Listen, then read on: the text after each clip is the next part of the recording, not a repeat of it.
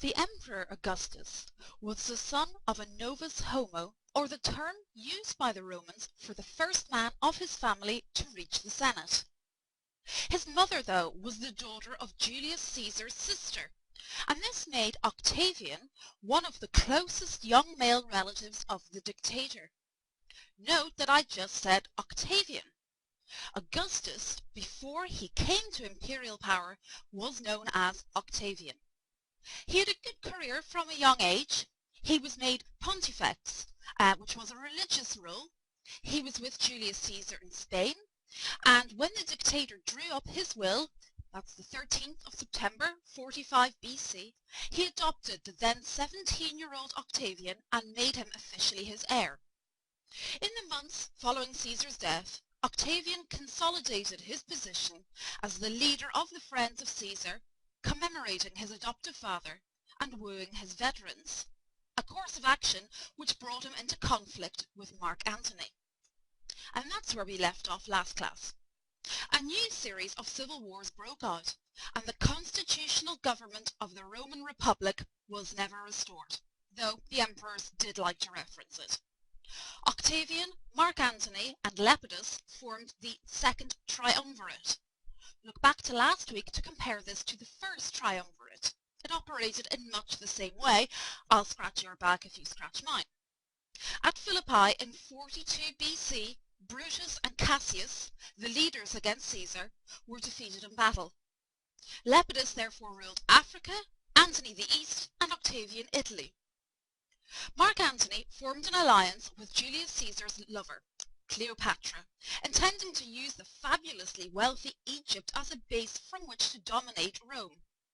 He abandoned and divorced his wife, who was Octavian's sister to rub salt into the wound, and married Cleopatra in 37 BC. For their wedding, Mark Antony made a huge grant of territory, much of it Roman, to Cleopatra, greatly increasing her and her children's power. Mark Antony declared Caesarion, the child from Julius Caesar and Cleopatra's liaisons, to be Caesar's rightful heir, i.e. not Octavian. This was a good reason for Octavian to declare Mark Antony a traitor and gain support from other Roman leaders. A third civil war broke out between Octavian on one hand and Antony and Cleopatra on the other after Lepidus was forced out. Mark Antony and Cleopatra's navy and army were defeated at Actium in 31 BC. Famously, they then both committed suicide. Octavian ordered Caesarion killed, but the children of Antony and Cleopatra were to be raised by Antony's widow. That's Octavian's sister, so bad deal for her. Egypt became a Roman province, thus continuing Roman expansion.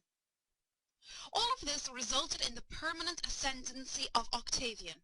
He became the first Roman emperor under the name of Caesar Augustus.